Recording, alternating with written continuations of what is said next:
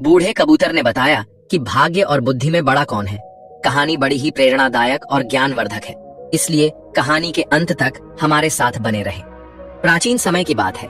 एक बूढ़ा कबूतर और नीलकंठ पक्षी शिव मंदिर के पास एक वट वृक्ष पर बैठे हुए थे। रोज उनका उठना बैठना वहीं होता था और वे भगवान भोलेनाथ की पूर्ण श्रद्धा से भक्ति किया करते थे। एक दिन नीलकंठ और कबूतर दोनों बैठे हुए थे। नीलकंठ ने बूढ़े कबूतर से एक प्रश्न पूछा और कहा, हे मित्र कबूतर, भाग्य बड़ा या बुद्धि? इस पर कबूतर कहता है, मित्र, आपका यह प्रश्न बहुत ही दिलचस्प और विचार करने योग्य है। आपके इस प्रश्न का उत्तर आपको एक कहानी के माध्यम से मिलेगा। तुम शांत चित्त होकर बैठ जाओ, मैं तुम्हें कहानी सुनाता हूँ। नीलकंठ कहता है, ठीक है, और शांत चित्त होकर बैठ जाता है। वह अपने दोनों कानों को बूढ़े कबूतर की हर बात पर लगाता है और बड़े ध्यान से इस कहानी को सुनता है। बूढ़ा कबूतर कहानी शुरू करता है और कहता है, मित्र, प्राचीन समय की बात है। एक बार ब्रह्मा जी का दरबार लगा हुआ था। सभी देवतागण दरबार में बैठे हुए थे। भाग्य और बुद्धि भी वहीं थे। ब्रह्मा जी के दरबार में बैठे बैठे बात करते करते भाग्य और बुद्धि की नोकझोंक शुरू हो गई। जब यह बहस काफी बढ़ गई तो भाग्य कहता है, जो काम मैं करता हूँ वह यह बुद्धि नहीं कर सकती। बुद्धि बोली, मूर्ख मत बनो। जब मैं किसी का साथ छोड़ देती हूँ तो वह आदमी पागल हो जाता है, मृत्यु को प्राप्त हो जाता है। तुम कितना भी उसका साथ दे दो, लेकिन वह मेरे बिना कुछ नहीं कर सकता।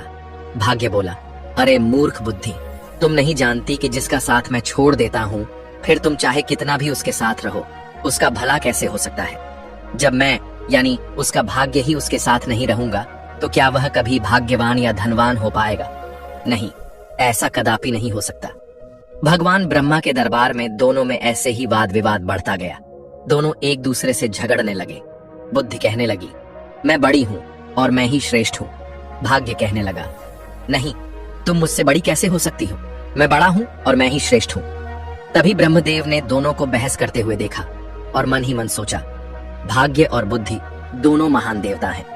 ये दोनों इस दुनिया के शक्तिशाली और प्रभावशाली देव हैं और यह आपस में इस तरह झगड़ रहे हैं, जो ठीक नहीं है। इनका फैसला तो मुझे ही करना होगा। ब्रह्मदेव ने बुद्धि और भाग्य से पूछा, तुम दोनों झगड़ क्यों रहे हो?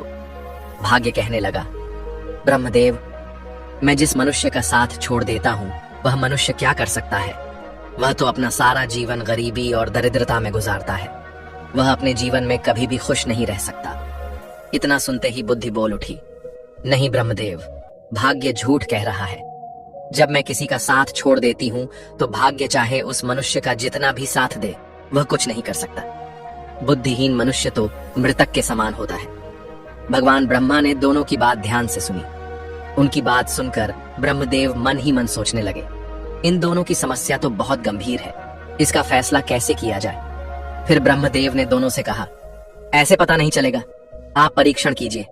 भाग्यदेव, आप अपने भाग्य का परीक्षण कीजिए और बुद्धिदेव, आप अपनी बुद्धि का। इसका प्रयोग करके बताइए कि तुम दोनों में से कौन बड़ा और श्रेष्ठ है। भाग्यदेव बोला, ब्रह्मदेव, जैसा आपका आदेश होगा मैं उसी का पालन करूंगा। ब्रह्मदेव ने कहा, आप मृत्यु लोक को ध्यान से देखिए। ब्रह्मदेव ने भाग्यदेव और बुद्धि को मृत्यु लोक दिखाया और कहा, देखो, इस जंगल में एक गरीब बुढ़िया और उसका इकलौता 20 वर्ष का बेटा झोपड़ी डालकर रहते हैं। वे बहुत ही गरीब हैं। उन्हें खाने के लिए अनाज का एक दाना भी नसीब नहीं हो रहा है। अब तुम दोनों इन पर अपने भाग्य और बुद्धि की शक्ति आजमाओ। तुम दोनों में से जो भी इस गरीब बुढ़िया के बेटे को धनवान बना देगा या सम्राट बना देगा, वही तुम दोनों में से बड़ा और श्रेष्ठ माना जाएगा। ब्रह्मदेव की बात सुनकर भाग्यदेव कहने लगा, परमपिता, यह तो छोटी सी बात है। भाग्य की बात सुनकर बुद्धि बोली, ये छोटी सी बात कैसे हो सकती है? जब तक मैं उसका साथ नहीं दूंगी तुम इसे कभी राजा नहीं बना सकते, सम्राट नहीं बना सकते। भाग्य ने कहा, बुद्धि, तुम नहीं जानती, अगर मैं उसका साथ दूंगा तो इसे राजा ही नहीं बल्कि एक महान सम्राट बनाऊंगा। बुद्धि बोली, ठीक है, हम दोनों इसी पर अपनी शक्ति का उपयोग करते हैं। इससे हमारी समस्या का फैसला हो जाएगा।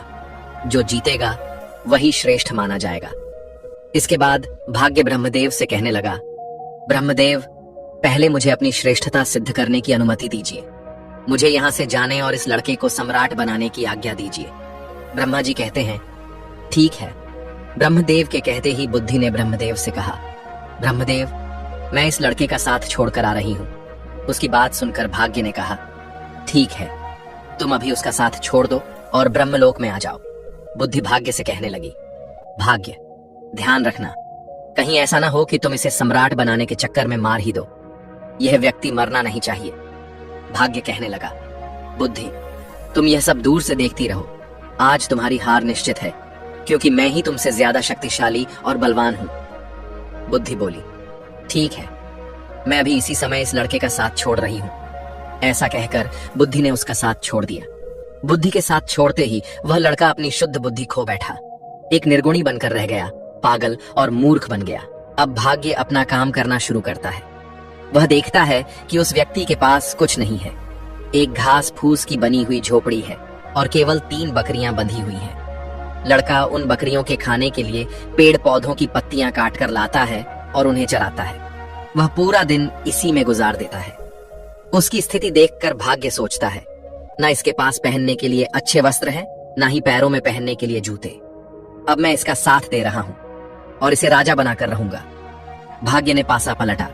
जिस रास्ते से वह चरवाहा निकल रहा था, उसी रास्ते में भाग्य ने एक सुंदर सोने के जूतों की जोड़ी रख दी। लड़के का ध्यान उन जूतों पर गया, पर वह उन्हें पहचान नहीं पाया कि ये सोने के जूते हैं। उसे तो बस पैरों में पहनने के लिए जूते चाहिए थे, इसलिए उसने वे सोने के जूते पहन लिए और सोचने लगा, चलो जूते तो मिल गए, इससे मेरा बहुत समय का काम चल जाएगा। अब जंगल से चारा लाते और बकरियों को चराते समय मेरे पैरों में कांटे नहीं लगेंगे।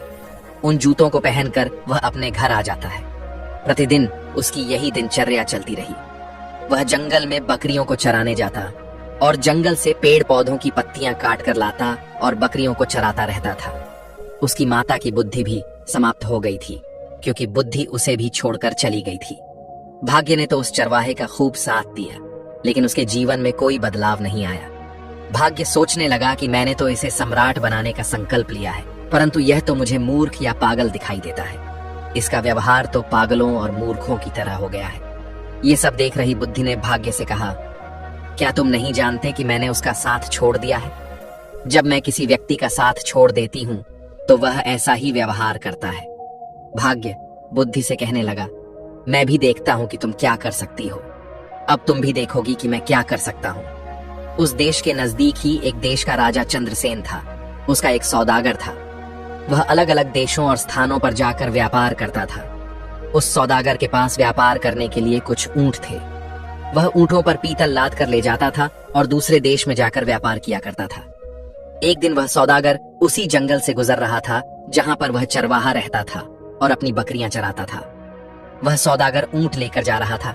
तभी रास्ते में जाते हुए उसकी नजर उस चरवाहे के पैरों पर पड़ी। सौदागर ने देखा कि इस चरवाहे के पैरों में तो सोने के जूते हैं और यह इनकी कोई कदर नहीं कर रहा है। इसे देखकर लगता है कि यह सोने के जूतों के बारे में तो शायद जानता भी नहीं है। सौदागर अपने ऊंट से नीचे उतरकर उस चरवाहे से पूछने लगा, भाई तुम ये जूते कहां से लाए हो? उस चरवाहे ने उस सौदागर को बताया, ये जूते मुझे इस जंगल में रास्ते पर पड़े हुए मिले थे। सौदागर ने उस चरवाहे से पूछा, क्या तुम इन जूतों को बेचना चाहोगे? तो उस चरवाहे ने कहा, जरूर बेच दूंगा। इन्हें पहनते पहनते मुझे बहुत समय हो गया है, लेकिन यह टूटते या फटते बिल्कुल भी नहीं है। ये तो काफी समय से ऐसे ही है। व्यापारी ने चरवाहे से कहा, ये जूते मुझे बेच दो। इन जूतों के बदले में जो चाहो मुझसे वह ले लो। उस चरवाहे ने व्यापारी से कहा, मुझे इन जूतों के बदले में ज्यादा कुछ नहीं चाहिए, सिर्फ 1 मन अनाज चाहिए, जिससे मुझे और मेरी माता को 2 समय का भोजन प्राप्त हो जाए। हम तो भूखे मरते हैं। उसने सौदागर को वह सोने के जूते 1 मन अनाज के बदले ही दे दिए। सोने के जूते पाकर वह सौदागर बहुत खुश हो गया। वह सौदागर उस चरवाहे को 1 मन अनाज देकर चला जाता है। तब बुद्धि भाग्य से कहने लगी, भाग्य, देखते नहीं कि तुम्हारे जूते तो 1 मन अनाज के बदले में बिक गए। तुम समझ रहे हो ना, तुम्हारे सोने के जूते 1 मन आटे में जा रहे हैं। भाग्य ने बुद्धि की बात सुनकर कहा, बुद्धि तुम चिंता मत करो, मैं जिसका साथ देता हूँ उसे कोई भी राजा बनने से नहीं रोक सकता। मैं इसे एक महान सम्राट बनाकर ही रहूंगा। बुद्धि कहने लगी, भाग्य तुम मेरे बिना कुछ नहीं कर सकते। देखना, तुम इसे अवश्य मार दोगे। यह बेचारा कहीं राजा बनते बनते मर न जाए। भाग्य ने कहा, बुद्धि तुम कैसी बातें कर रही हो, देखना अब मैं क्या करता हूं। और इतना कहकर भाग्य फिर से उस व्यक्ति के पास आता है। भाग्य ने दूसरे सोने के जूतों की जोड़ी, जो सोने चांदी और जड़ाऊ हीरों से जड़ी हुई थी, उसी रास्ते पर रख दी जिस मार्ग से चरवाहा बकरियों के लिए पत्ते लेने जंगल से जा रहा था। उस चरवाहे को फिर से सोने के जूते मिले तो वह तो बड़ा प्रसन्न हो गया। उधर सौदागर पहले वाले सोने के जूते पाकर बहुत खुश था। चलते चलते वह सोचने लगा, क्यों ना मैं इन्हें अपने राजा को भेंट करूं ताकि महाराज प्रसन्न होकर मुझे कुछ इनाम दे। यह सोचकर वह सौदागर सोने के जूतों को लेकर महाराज चंद्रसेन के महल में गया। राज दरबार में जाकर उसने वह सोने के जूते राजा को दे दिए और कहने लगा, महाराज, यह स्वर्ण जूते मैं खास तौर पर आपके लिए लेकर आया हूँ। ये जूते अद्भुत हैं। ऐसे जूते तो हमारे महाराज के पास होने चाहिए थे। महाराज चंद्रसेन जूतों को देखकर बहुत प्रसन्न हुए।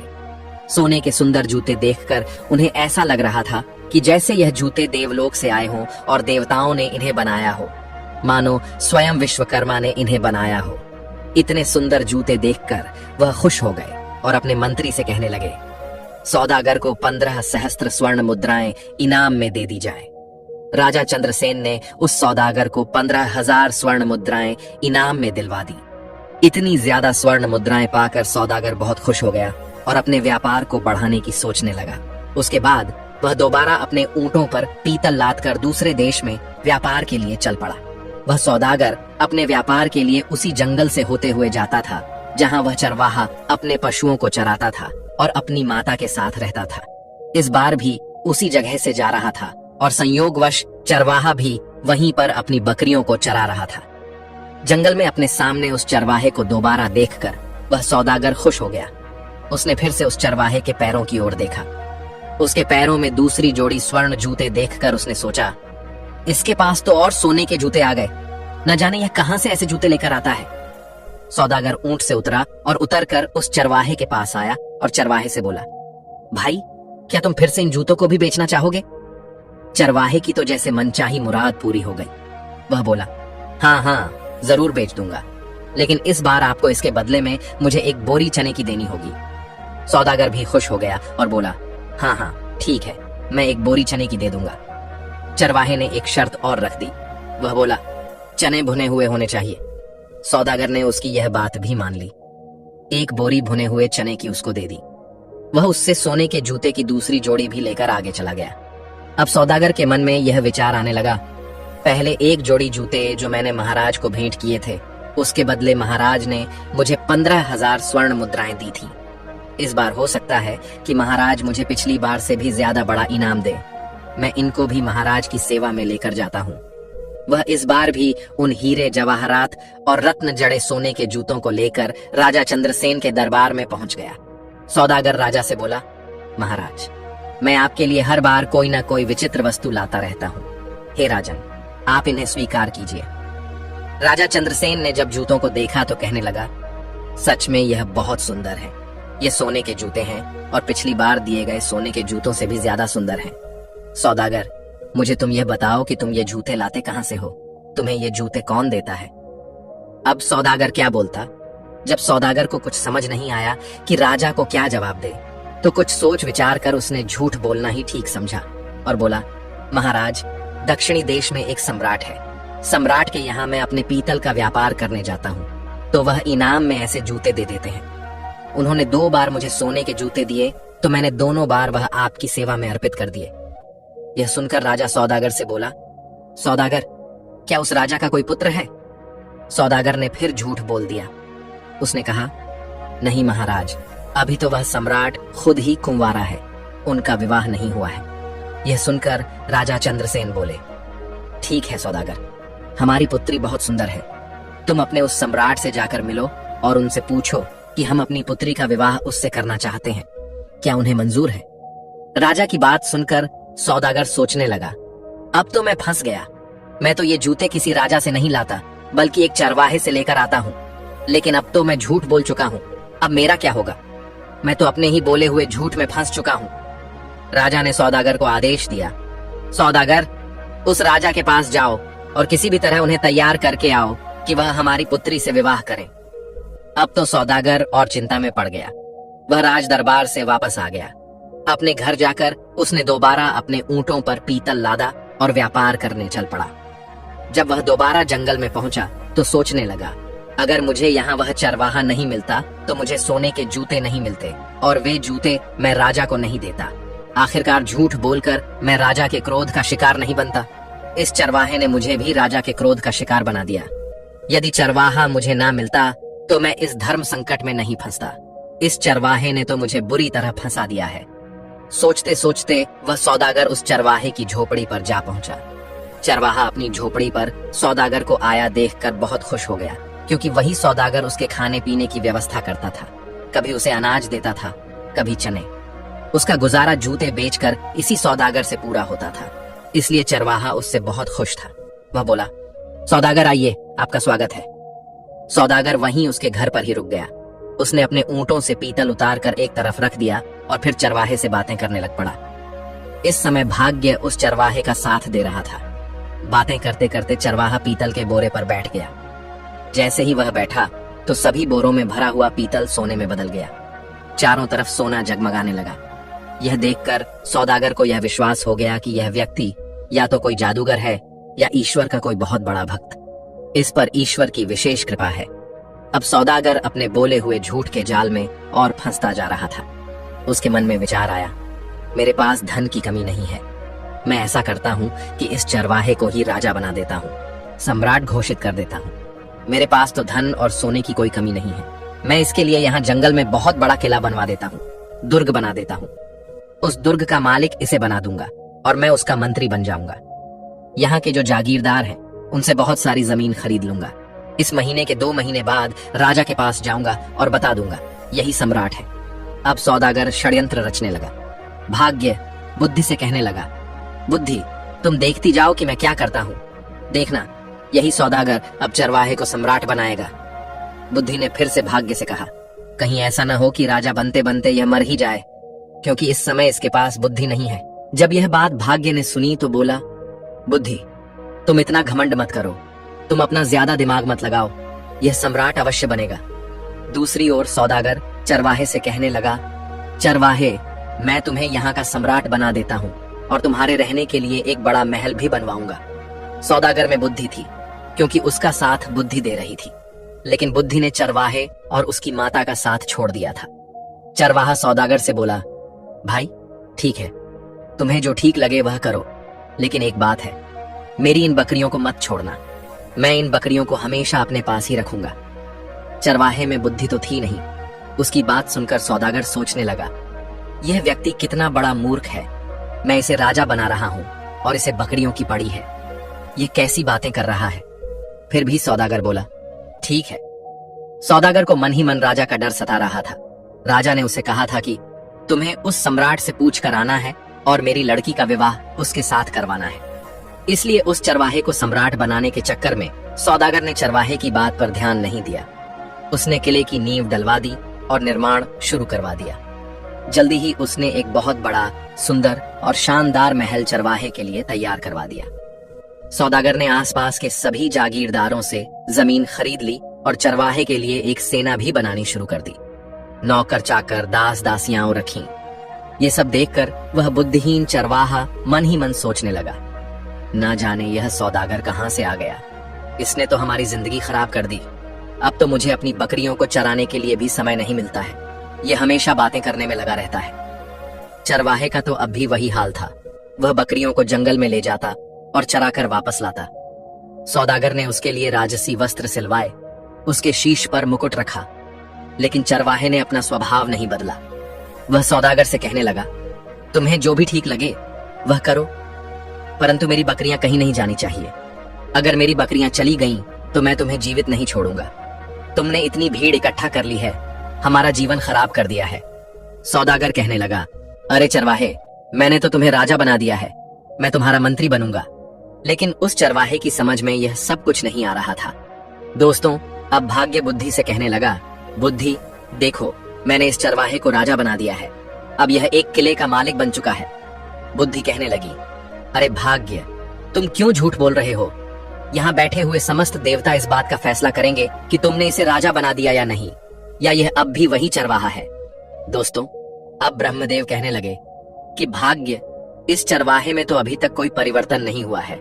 ये तो अब भी वही चरवाहा है, अभी तुम जीते नहीं हो।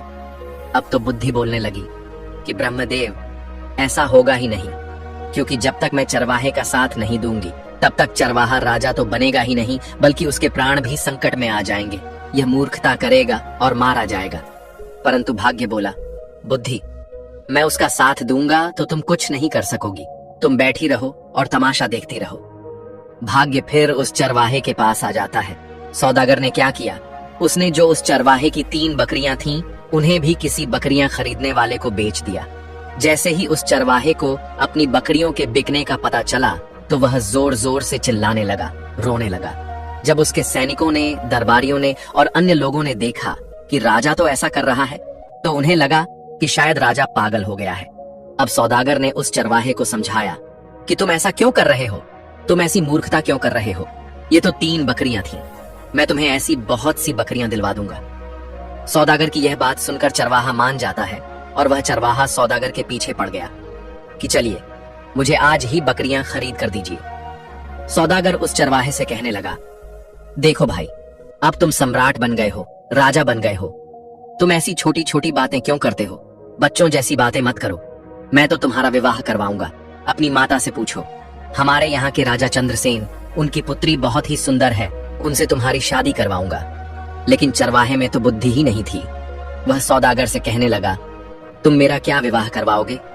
और उसकी माता भी कहने लगी, अब विवाह से क्या होगा? हमारी जिंदगी को तो तूने खराब कर ही दिया है। तुमने हमें इतनी भीड़ भाड़ में लाकर पटक दिया है। कहाँ हम इतनी शांति से रहते थे, अपनी बकरियां चराते थे और अपनी झोपड़ी में मजे से रहते थे।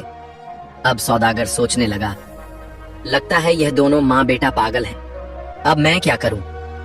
ऊपर से उसे महाराज चंद्रसेन का डर सता रहा था। उसके मन में यही विचार आ रहा था कि इनकी सहायता तो मुझे करनी ही पड़ेगी। तक 6 महीने का समय पूरा हो गया। अब सौदागर अपने देश में महाराज चंद्रसेन के पास पहुंचा। महाराजा से कहने लगा कि महाराज, अब आप अपने नाई और पंडित को भेज दीजिए। मैंने अपने सम्राट को मना लिया है, वह आपकी लड़की से शादी करने के लिए तैयार है। यह सुनकर राजा चंद्रसेन ने नाई और ब्राह्मण को बुलाया और उन दोनों को सौदागर के साथ सम्राट के पास भेज दिया। सौदागर उन दोनों को लेकर चल पड़ा और वह उनको चरवाहे के महल में लेकर आया। उसने चरवाहे को राजसी वस्त्र पहनाए। चरवाहा सौदागर से कहने लगा, यह तुम क्या कर रहे हो? ऐसे भी कहीं विवाह होते हैं? सौदागर बोला, अब तुम चुप रहना, अब बिल्कुल भी मत बोलना, नहीं तो महाराज चंद्रसेन तुम्हें और मुझे दोनों को फांसी की सजा दे देंगे। इस बात का ध्यान रखना कि अब तुम्हें बोलना नहीं है। सौदागर के मुंह से फांसी की बात सुनकर चरवाहा बुरी तरह से डर जाता है और उसकी बात मान जाता है। राजा के नाई और ब्राह्मण उसकी सगाई कर देते हैं और शुभ मुहूर्त देखकर विवाह का दिन तय करके उसे बोल देते हैं कि आपको इस दिन बारात लेकर महल में आना है। इसके बाद नाई और ब्राह्मण वापस अपने देश को लौट जाते हैं। उनके महल में पहुंचने के बाद राजा ने उनसे पूछा कि सम्राट कैसा है? नाई और ब्राह्मण बोले, महाराज, उसके पास तो किसी चीज की कमी नहीं है, बहुत सारा सोना है, खजाने भरे पड़े हैं, वह तो बहुत ही महान राजा दिखाई पड़ता है। बात सुनकर राजा चंद्रसेन भी बड़े प्रसन्न हुए। अब तो राजा चंद्रसेन ने भी शादी की तैयारी शुरू कर दी। धीरे धीरे समय बीतता गया और विवाह का शुभ दिन नजदीक आ पहुंचा। विवाह के दिन सौदागर ने चरवाहे को खूब सजाया, दूल्हा बनाया और एक सुंदर रथ में बिठाकर उसकी बारात लेकर चल पड़ा। इधर सौदागर चरवाहे को शादी के लिए लेकर जा रहा था। उधर भाग्य बुद्धि से कहने लगा, देखो बुद्धि, अब मैं चरवाहे का विवाह भी राजा की पुत्री से करवा रहा हूँ। बुद्धि मुस्कुराकर बोली, भाग्य, बस देखते जाओ, तुमने अभी इसकी मृत्यु का षड्यंत्र रच दिया है। तुम्हें भी पछतावा होगा कि तुमने यह क्या कर दिया है। ये चरवाहा भी तुम्हारे जाल में फंस चुका है। तुम तो इसे राजा बनाने की बात कर रहे हो। देखते जाओ, तुम्हारे कारण अब यह चरवाहा अपने प्राण खो देगा। भाग्य बोला, बुद्धि, जब मैं उसका साथ दे रहा हूं तो तुम क्यों परेशान हो रही हो? बस तुम देखती रहो कि मैं क्या करता हूं। कुछ दिन का सफर तय करने के बाद चरवाहे की बारात राजा चंद्रसेन के यहाँ पहुंच जाती है। जब राजा ने देखा कि बारात पहुंच चुकी है तो अपने मंत्रियों के साथ ढेर सारे उपहार लेकर बारात का स्वागत करने के लिए नगर के द्वार की ओर चल पड़ा। दूसरी ओर जब चरवाहे ने देखा कि सामने से ढाल तलवार लेकर कोई राजा सेना के साथ आ रहा है तो वह बुरी तरह डर गया और वह अपने रथ से उतरकर भागने लगा। चरवाहे को भागता देखकर सौदागर ने सोचा, यह तो पक्का मुझे मरवाएगा। सौदागर भी रथ से उतरकर पकड़ने के लिए उसके पीछे पीछे भागता है और उसे पकड़ लेता है। सौदागर पकड़कर उसे समझाता है कि राजा तुम्हें भी मार देगा और मुझे भी। तुम ऐसे क्यों भाग रहे हो? चरवाहा डर गया और बोला, ठीक है, लेकिन तुम्हें हर समय मेरे साथ ही रहना पड़ेगा। सौदागर के यहाँ करने पर वह सौदागर के साथ वापस आ गया। सौदागर से कहने लगा कि यह राजा तो तलवार लेकर आ रहा है, कहीं हमें काटेंगे तो नहीं? सौदागर ने कहा, चिंता मत करो, वह तुम्हें कुछ नहीं कहेंगे। तुम्हारा विवाह होगा, तुम्हें दुल्हन मिलेगी, तुम डरो मत। इतना सुनकर वह चरवाहा वापस आकर अपने रथ पर बैठ जाता है। राजा ने देखा, चरवाहा बना राजा देखने में तो बहुत सुंदर था। उसने बारात का स्वागत किया। अपने कहे अनुसार सौदागर हर जगह उसके साथ साथ जा रहा था। जब मंडप में जाने का समय हुआ तो सौदागर धर्म संकट में फंस गया कि वहां भी उसे साथ ही जाना पड़ रहा था। वह मंडप में पीछे बैठ गया। राजा चंद्रसेन कहने लगा, सौदागर, तुम इसके साथ साथ क्यों रहते हो? तो सौदागर बोला, महाराज, मैं इनका मंत्री हूं, इन्होंने मुझे अपना मंत्री बनाया है। राजा ने अपनी पुत्री का विवाह उस चरवाहे के साथ कर दिया। इस तरह राजा ने निश्चित दिन अपनी पुत्री का विवाह उस चरवाहे से कर दिया। शादी हो जाने के बाद राजा ने दामाद को महल का ही एक भाग दे दिया। राजा का कोई पुत्र नहीं था तथा वह दामाद को अपने पास ही रखना चाहता था ताकि राज सिंहासन बाद में उसे सौंप सके। अब सौदागर को रहने के लिए अलग स्थान दे दिया गया। सौदागर मन ही मन घबरा रहा था कि कहीं चरवाहा भेद न खोल दे। चरवाहा बहुत प्रसन्न था। यह देखकर बुद्धि मुस्कुराई तो भाग्य बोला, देखती रहो, मैंने इसका विवाह राजा की पुत्री के साथ करवा दिया है। अब यह चरवाहा सम्राट बनने ही वाला है। भाग्य की यह बात सुनकर बुद्धि कहने लगी, अरे भाग्य, तुम क्यों बेवकूफ बन रहे हो? तुम जानते हो कि उसे कुछ पता ही नहीं है कि राजा क्या होता है, विवाह क्या होता है। वह तो कुछ जानता ही नहीं है। उसकी तो मृत्यु निकट आ गई है, वह तो मरने वाला है। भाग्य कहता है, यह तुम क्या कह रही हो? बुद्धि बोली, मैं सच कह रही हूँ। मैंने जब इसका साथ छोड़ा था, ये तो उसी समय मर गया था, क्योंकि बुद्धिहीन व्यक्ति तो वैसे ही मृतक के समान होता है। अब यह बेचारा मारा जाएगा, तुम तो बस इसे बचाने की कोशिश करो। अब यह मरने वाला है, आप इसे बचाइए। भाग्य बोला, यह मरेगा क्यों? इसकी शादी हो गई है, अब यह आराम से वहां पर रहेगा और फिर सम्राट बनेगा। राज परिवार की परंपरा के अनुसार राजकुमारी वधू के वेश में सज संवर कर खाना लेकर रात को अपने पति के कक्ष में गई। चरवाहे ने इतनी सुंदरता से सजी और आभूषणों से लदी कन्या सपनों में भी नहीं देखी थी। वह डर गया। उस बुद्धिहीन चरवाहे को बचपन में अपनी दादी की सुनाई हुई कहानी याद आ गई, जिसमें एक राक्षसी सुंदरी का भेष बनाकर गहनों से सजी धजी एक पुरुष को खा जाती है। उसके मन में विचार आया, यह कोई राक्षसी तो नहीं है जो उसे खाने के लिए आई है। उसने बचपन में सुन रखा था कि राक्षसी सुंदर रूप धारण करके आदमियों का खून पी लेती है और उन्हें मार डालती है। उसने सोचा, राक्षसी के हाथ पड़ने से तो अच्छा है कि मैं यहाँ से भाग जाऊं। यही सोचकर वह उठा और राजकुमारी को धक्का देकर गिराता हुआ, चिल्लाता हुआ कमरे से निकल भागा। भागता भागता वह सीधे नदी के किनारे पहुंचा और पानी में कूद गया। जब उसे पानी में भी अपनी मृत्यु दिखाई दी तो वह पानी से निकला और नदी के एक किनारे पर बैठ गया। राजकुमारी के अपमान की बात सुनकर राजा आगबबूला हो गया। राजा ने अपने सैनिकों को जल्दी से चरवाहे को ढूंढ लाने के लिए भेजा। राजा के सैनिकों ने उसे एक नदी के किनारे पर बैठा देख लिया। वे उसे पकड़कर राजा के पास ले आए। उसे देखकर राजा को क्रोध आ गया। उसने चरवाहे को कठोर दंड देने का निश्चय किया। राजा ने आदेश जारी कर दिया कि अगली सुबह उसे मृत्यु दंड दिया जाएगा। इसे कारागार में डाल दो। यह सब भाग्य अपनी आंखों से देखते हुए अपना माथा ठोक रहे थे और सोच रहे थे, यह तो बिल्कुल मूर्ख निकला। मूर्ख ने मेरी सारी योजना ही चौपट कर दी। तभी बुद्धि मुस्कुराते हुए उनके पास आई। बुद्धि ने भाग्य से कहा, आखिर तुम हार ही गए। देख लिया तुमने, तुम्हारे लाख राजा बनाने से भी वह राजा बन न सका। अब इस आदमी को सजा होने जा रही है। बुद्धि ने भाग्य से कहा, देखा भाग्य, बुद्धि के बिना वह मारा जाने वाला है। बोलो क्या कहते हो? निराश होकर भाग्य बोला, अगर तुम इस आदमी को बचा लो तो मैं हार मान लूंगा। बुद्धि ने हंसकर कहा, तो ठीक है, अब मेरा कमाल देखो। देखो मैं इसे कैसे बचाती हूँ। इतना कहकर बुद्धि ने चरवाहे में प्रवेश किया। जैसे ही बुद्धि ने चरवाहे में प्रवेश किया, चरवाहा अपने बचाव की नई नई तरकीबें सोचने लगा। दूसरे दिन जब चरवाहे को मृत्यु दंड के लिए राजा के सामने पेश किया गया तो चरवाहा बोला, महाराज, आप मेरे ससुर हैं। क्या मैं आपसे पूछ सकता हूँ कि आप किस अपराध में मुझे मृत्यु दंड देने चले हैं? राजा बोला, तुमने मेरी पुत्री का तिरस्कार करके मेरा घोर अपमान किया है, इसका तुम्हें दंड दिया जाएगा। तब चरवाहा बोला, राजन, मेरे कुल में मान्यता है कि विवाह के पश्चात पहली रात को यदि वर वधु की जानकारी में कोई व्यक्ति नदी में डूब मरे तो वधु विधवा हो जाती है या संतानहीन रह जाती है। जब आपकी पुत्री कमरे में आई तभी नदी की ओर से बचाओ बचाओ चिल्लाने की आवाज मेरे कानों में पड़ी। मैं अपने आप को रोक न सका और तुरंत उठकर डूबने वाले को बचाने के लिए नदी पर चला गया था। अगर यह मेरा दोष है तो आप मुझे अवश्य दंड दें। चरवाहे की बात सुनकर राजा बहुत प्रसन्न हुआ और उठकर चरवाहे को गले से लगा लिया। वह बोला, हमारे बाद तुम ही इस देश के राजा बनोगे। पिता पुत्री ने लज्जित होकर अपने असभ्य व्यवहार के लिए माफी मांगी और फिर तीनों खुशी खुशी महल के अंदर चले गए। उधर ब्रह्मा के दरबार में बुद्धि और भाग्य का फैसला हो चुका था। समस्त देवता बुद्धि की जय जयकार करने में लगे थे।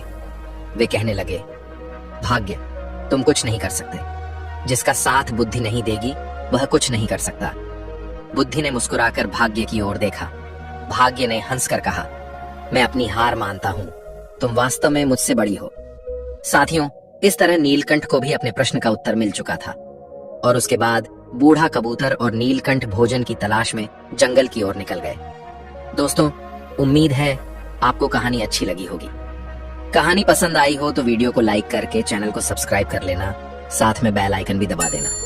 मिलता हूं आपको एक और मजेदार कहानी के साथ। धन्यवाद। जय श्री कृष्णा।